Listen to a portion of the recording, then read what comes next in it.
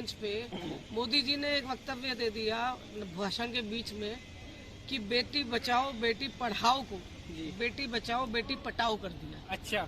और उसकी गलती का उन्होंने, जबकि ऐसा नहीं है कि बोध नहीं होता है, अपनी भाषा अगर जुबान फिसल जाए तो आदमी कहता है सॉरी पार्डन मी, दोबारा बोलता है उसको करेक्ट कर दो। लेकिन उन्होंने इतना भी जरूरी नहीं समझा कि वो आपको उस बात को सही करें। अच्छा, सही तकनीक। मोदी भक्तों की एक बहुत अच्छी आदत है कि मोदी जी जो कह देते हैं वो कर लेते हैं।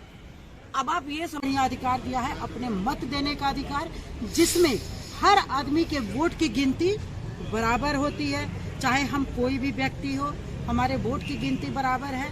और चुनाव में हम अपने मतदान का प्रयोग करके इन सारी कुरीतियों को उखाड़ के फेंकेंगे और हम अपने सुनहरे भविष्य का फिर से निर्माण करेंगे, जो हमारा भविष्य रुक चुका है।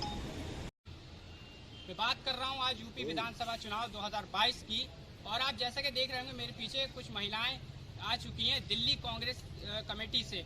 तो हम उनसे जानेंगे, जो प्रियंका वाड्रा ने एक नारा निकाला है, लड़की हूँ लड़ सकती हूँ, तो उसके बारे में उनका क्या कहना है। और यह मैं खड़ा हूँ 75 पोल विधानसभा से, तो यहाँ दिल्ली की कांग्रेस कमेटी की महिलाएं जो हैं, मैं सबसे पहले उनका टॉक शो में, ये जो हमारा टॉक शो है इसमें स्वागत करता हूँ और जानता हूँ कि उनकी क्या राय। जनता की ताकत है वोट, और जनता की वोट 2022 में किसके बनाएगी सरकार। अब फैसला जनता का है, वो किसके बनाएगी सरकार।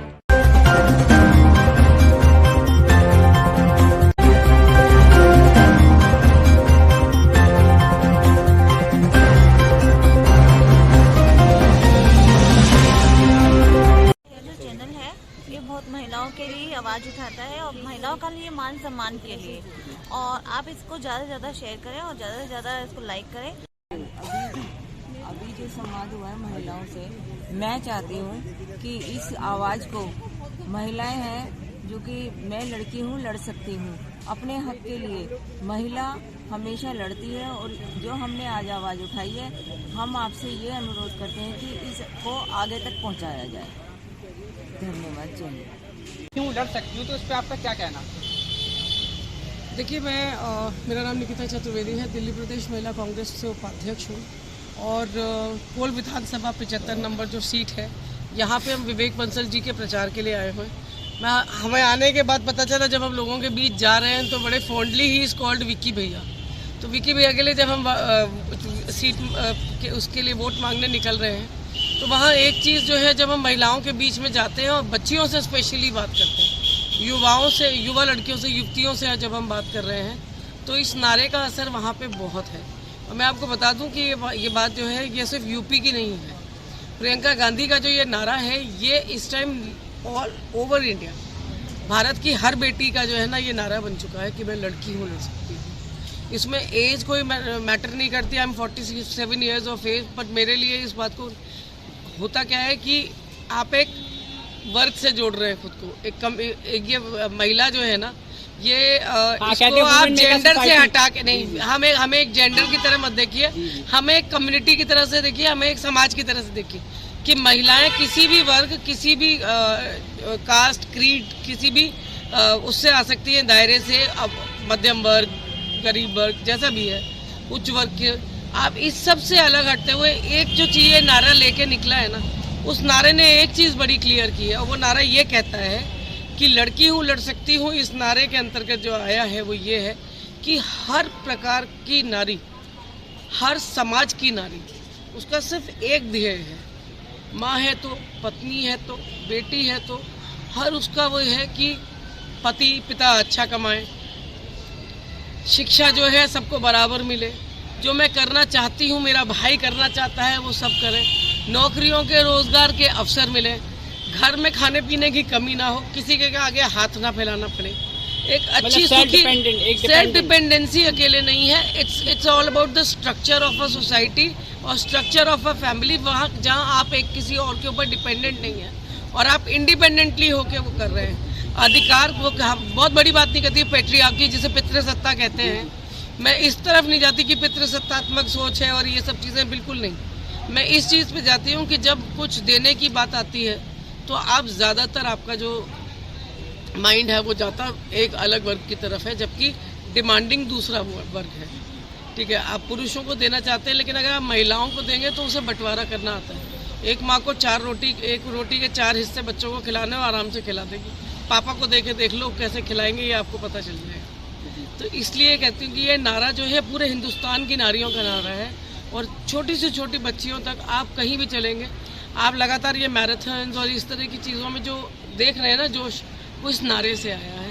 और इस नारे ने आपको थोड़ा सा कॉन्फिडेंस और दिया है कि जो आप अपने दायरे में रह के करती हैं, उससे अगर आप ज़्यादा सोचना चाहती हैं तो कांग्रेस पार्टी आपके साथ खड़ी है।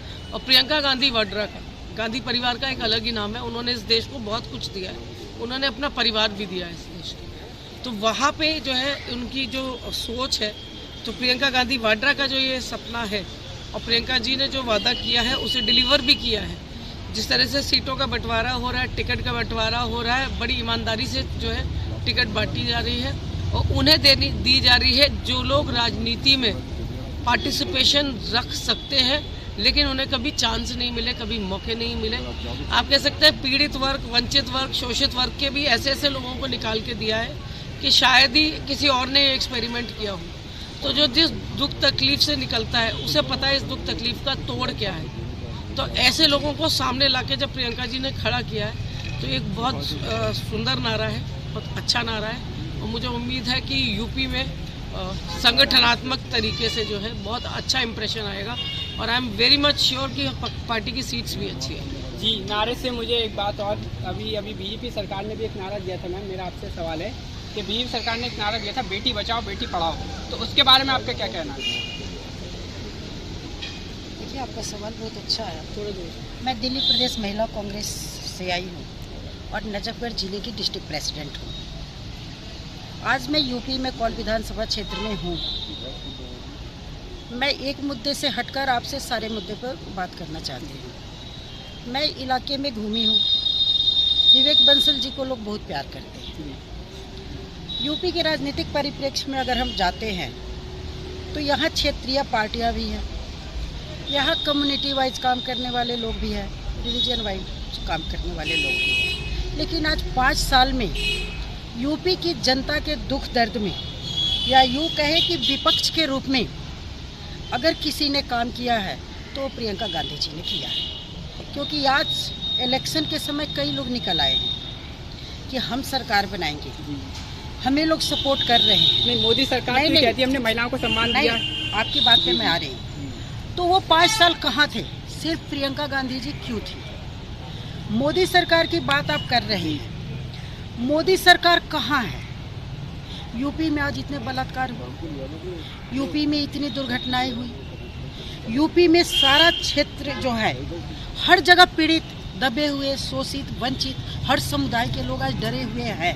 देखिए, सोशल मीडिया की बात करूँ, आप भी एक सोशल मीडिया को रिप्रेजेंट कर रहे हैं, तो ये तो मोदी मीडिया इसे हम बोल सकते हैं।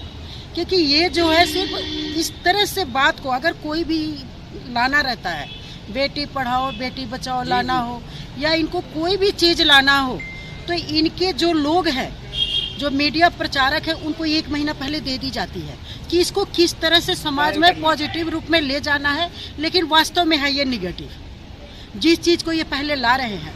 तो बेटी बचाओ बेटी पढ़ाओ क्या है? कांग्रेस ने शिक्षा का अधिकार दिया है, लड़कियों को मुफ्त शिक्षा दी है। कांग्रेस ने सूचना का अधिकार दिया है, कांग्रेस ने इस देश को भोजन का अधिकार दिया है। ये क्या दिए हैं? बेटी पढ़ाओ तो कांग्रेस ने ऑलरेडी पहले से दे रखा है।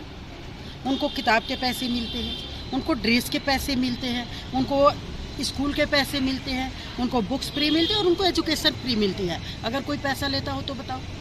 इन्होंने कुछ नहीं किया है।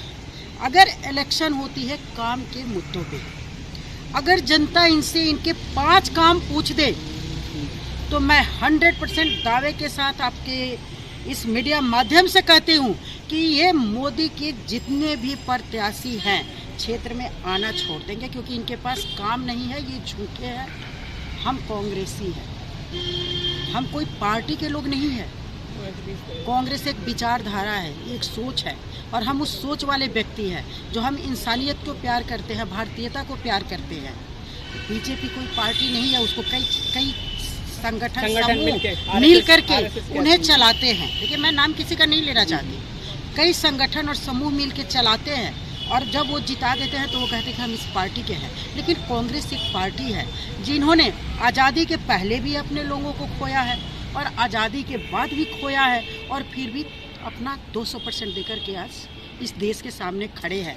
तो इस पार्टी की बराबरी करने वाला कोई नहीं है। मोदी तो कहीं नहीं है, प्रजातंत्र है। लेकिन कब तक? झूठ नहीं चलेगा। ये जनता है, जिस दिन जानेगी उस दिन इस तरह तिनके की तरफ फेंकेगी कि उनका आता पता भी नहीं होगा।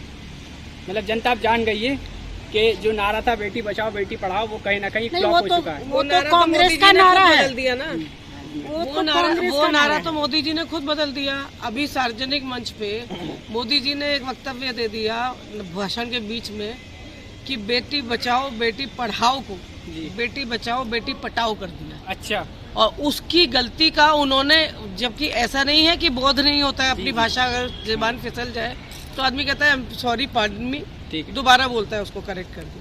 लेकिन उन्होंने इतना भी जरूरी नहीं समझा कि वो आपको उस बात को सही करें। अच्छा, सही तकनीक। मोदी भक्तों की एक बहुत अच्छी आदत है कि मोदी जी जो कह देते हैं वो कर लेते हैं। अब आप ये समझिए कि बेटियों को बचाओ जो था ना, बेटी बचाओ बेटी पटाओ। हाँ। अब ये हो गया कि बेटियों को बचाइए क्योंकि अब संघी भाजपाई निकलेंगे आपकी बेटियों को पटाने के लिए। अच्छा, समझ रहे हैं आप? तो ये मजाक की बात नहीं है कि एक प्रधानमंत्री इस लेवल पे आके नहीं तो उन्होंने बात को चेंज नहीं करा या उनका नारा ही रहा? उन्होंने गलती के लिए सॉरी भी नहीं बोला, ना उन्होंने अपने शब्द चेंज किए। तो कम से कम अपनी भाषा की मर्यादा, वो भी इन्हें अंधभक्त क्यों कहा जाता है? क्योंकि बिना सोचे समझे काम करते हैं। इसने कह दिया, वो कूद के चल दिया। इधर से एक बात उन्होंने कर दी। अब ये देख लीजिए कि कहीं ना कहीं हो सकता है सोशल मीडिया पे फेक अकाउंट बना के लड़कियों की प्रोफाइल चेक कर रहे हो। तो सबसे ज्यादा भक्ति मिलेंगे आपको। अच्छा, मैं ब्रांड फॉलोअर्स आप कह सकती हैं कि जो कह देते हैं वो मान लिया जाता है, उस पर एक तरह से रिसर्च भी नहीं करी आती है, बस जो कह दिया वो कह दिया। रिसर्च नहीं, तो कॉमन सेंस की बात है। हाँ, नहीं, अगर आपसे कोई गलती हो जाए तो उसको आप कोट करें, सही बात। पर आई एम सॉरी तो निकलता ही नहीं, क्योंकि माफी वीर की औलादे जो है ना, सिर्फ अंग्रेजों से ही माफी मांगती थी, देश से भी माफी मांगने लायक नहीं है आज की डेट में। इतनी बर्बादी के बाद इनमें इतना वो नहीं है, मतलब अंदर से हिम्मत नहीं है कि देश को भी एक बार ये कह सके, किसानों से कहें, माइनॉरिटी से कहें, महिलाओं से कहें, व्यवसायियों से कहें, किसी से भी कहें कि आई एम सॉरी, मैंने तुम्हारे देश का सत्यानाश कर दिया। तो भी करने के लग रहे हैं सत्यानाश। मैम, आपका क्या कहना है इस पे, जो मोदी सर अभी जो उन्होंने बता रही है, ऐसा कि मैडम इन्होंने कहा था कि बेटी बचाओ बेटी पढ़ाओ, इस पे आपका क्या हो रहा है? देखिए कि जो मोदी सरकार है, ये बेटी बचाओ बेटी पढ़ाओ, ये तो नारा कांग्रेस का ही था, और कांग्रेस ने बेटियों को पढ़ाया भी है, सेफ्टी भी रखी है। जब बेटी ही नहीं रहेगी तो बेटी बचाएंगे कैसे? अभी कुछ समय पहले हाथरस का ही केस बताया, हाथरस वाला जी, कि उसमें इन्होंने सपोर्ट किसको किया? लड़की के भाई को ही बना दिया कि भाई इसी ने मारा था, जबकि उस लड़की को बॉडी को लेके आए हैं, पुलिस वालों ने ही पेट्रोल डलवा के उसको जलवा दिया और कहते हैं कि और उसके परिवार को अंदर बंद कर दिया। उल्टा इल्जाम किस पे लगा दिया? उसके भाई पे और भाभी पे, परिवार पे इल्जाम लगा दिया, जबकि कसूरवार उसका नेता था। अपने नेताओं की सारी बात को वो छुपाते रहे। कितने, क्या कांग्रेस के कभी नेता की ये बात सुनी है कि भाई लड़की के साथ उन्होंने ऐसा किया है? खुद इनके नेता भ्रष्ट है, ये क्या बेटी को बचाएंगे और क्या पढ़ाएंगे? तो मैं तो इस बात से सहमत नहीं हूँ। मोदी जी ने देश को बर्बाद कर दिया है, हर तबके का आदमी रो नहीं, वो तो कह रहे हैं बहुत आगे जा रहा है देश, बहुत तरक्की कर रहा है, डिजिटल इंडिया हो गया, बर्बादी की कगार पे। मोदी जी तो बहुत कुछ कहते हैं कि खाता न भाई मोदी जी कहे वही सही। उनके अंधभक्तों का ये नारा है कि जो वो कह दिए वो उनके अंधभक्तों के लिए सही है। चाय की दुकान पे जाएंगे तो चाय बेचने वाले हैं, शहीदों सेनाओं के बीच में जाएंगे तो वो सेना बन जाते हैं, एनसीसी कैडेट के बीच जाएंगे तो वो एनसीसी के कैडेट बन जाते हैं। उनको खुद नहीं पता कि वो है क्या। अगर पता जब होता जो परिवार में रहे होते, जो परिवार नहीं चला सका उसको ये कुछ संस्थाएं मिलकर देश चलाने को दे दी हैं, तो वो देश क्या चला सकते हैं? वो क्या जाने कि औरत की गरिमा क्या होती है। वो परिवार सिखाता है, एक माँ सिखाती है अपने बच्चे को संस्कार, एक बीवी आती है, वहाँ से शुरू होता है कि पराई बेटियों को कैसे इज्जत दी जाती है। तो ये बहुत सारे चीज़ होते हैं जो मोदी जी ने वो नहीं सीखे हैं, और आज वो जो कुछ भी कह देते हैं वो बोला जाता है। तो ये चीज़ है, प्रजातंत्र है, कब तक झूठ कब तक चलेगा? वहाँ तो सिर्फ झूठ है। अगर वो बेटी बचाओ बेटी पढ़ाओ, महिला सशक्तिकरण की बात करते हैं, तो उन्होंने महिला सशक्तिकरण के लिए किया क्या है? अगर दिल्ली में 50% महिलाओं को रिजर्वेशन मिला तो वो राजीव गांधी जी की देन है। कांग्रेस पार्टी की देन है। और आज यूपी में 40% हमने करवाया वो सारी 40 चीजें। कहने से तो कुछ भी नहीं हुआ। उनकी चाय की दुकान देखी है क्या किसी हिंदुस्तानी ने? वो तो कुछ भी कह सकते हैं भाई, प्रधानमंत्री हैं, उनके पास बोलने का तो लाइसेंस मिला हुआ है। देखिए बातों में तो मगरमच्छ कोई भी पकड़ सकता है, बातों के मगरमच्छ। नहीं, बोलने से मैडम मुझे याद आया, अभी मैम सीए वाला एक था, सीए जो आपने प्रोटेस्ट भी करा था, वो काफ़ी आप आगे रही थी, काफ़ी हाईलाइट रही थी मीडिया में। तो सीए जो इन्होंने एक संविधान बना दिया था, उसके में बोलने पे लोग जील गए थे। तो आप इस पे क्या कहना चाहेंगे? आप देखिए सोशल एक्टिविस्ट थे बहुत सारे।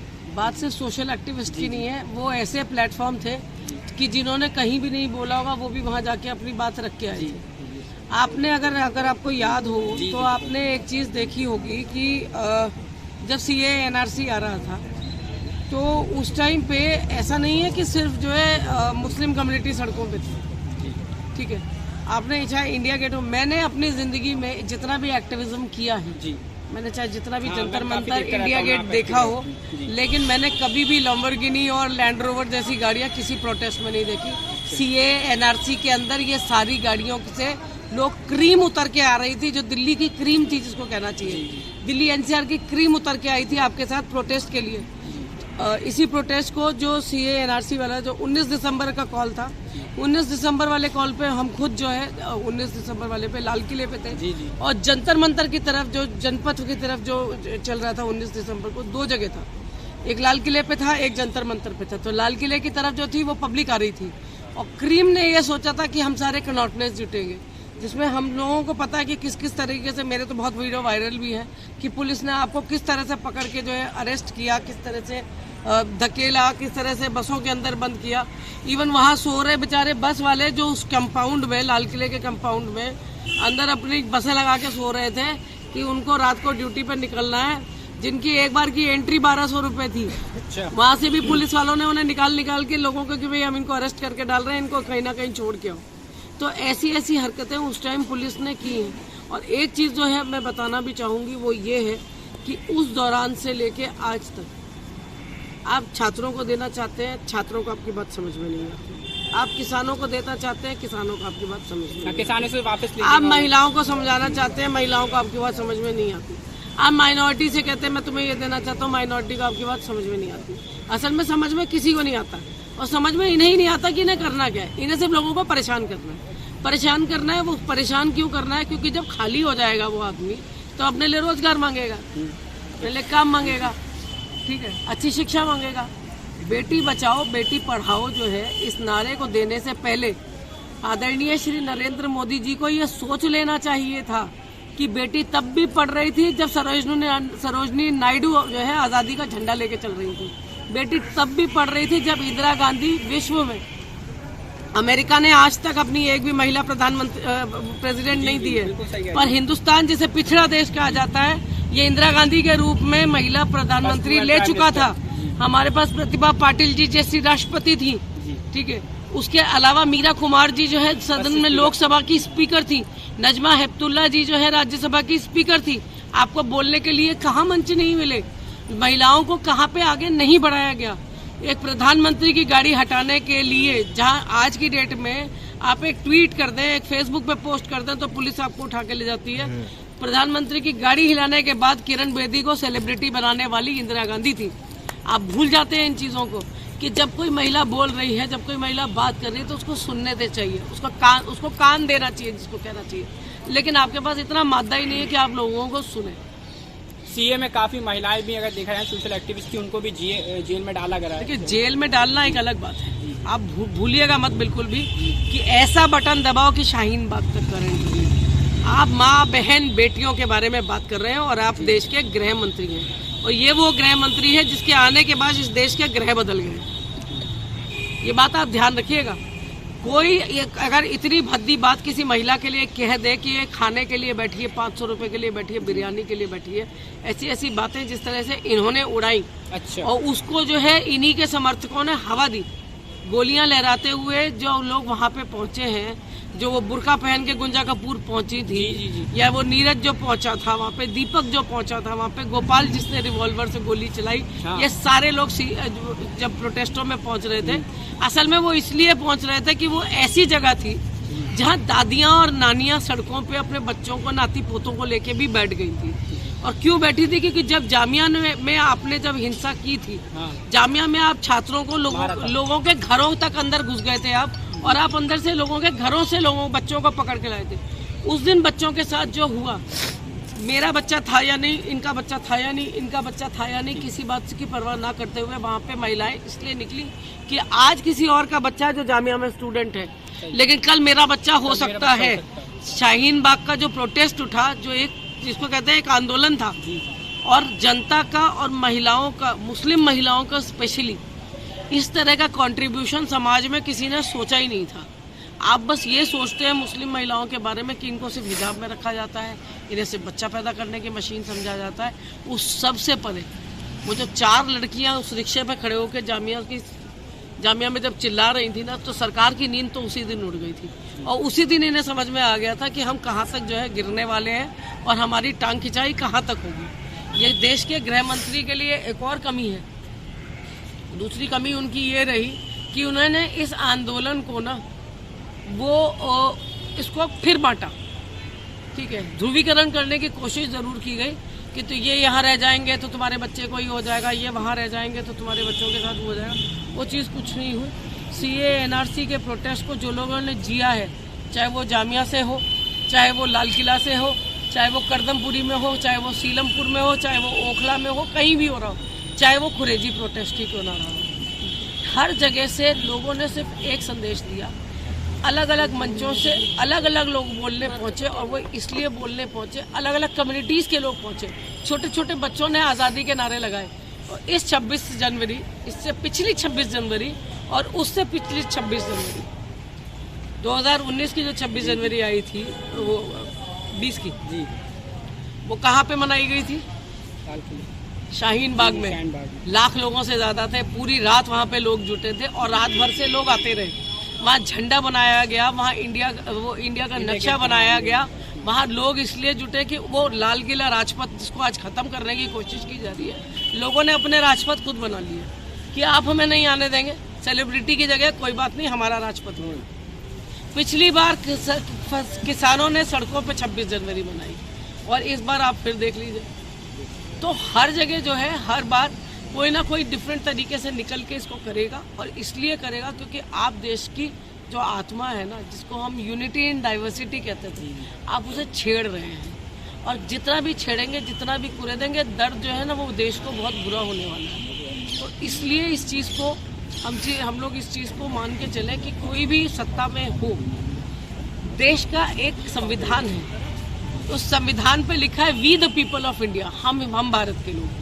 मैं भारत का हिंदू नहीं, मैं भारत का मुसलमान नहीं, मैं भारत का सिख नहीं, मैं भारत का ईसाई नहीं। हम भारत के लोग जिस दिन इस चीज़ को आप समझ लेंगे, उस दिन आप देश के लिए काम करने को तैयार हैं। नहीं, आज उत्तर प्रदेश में चुनाव हो रहा है।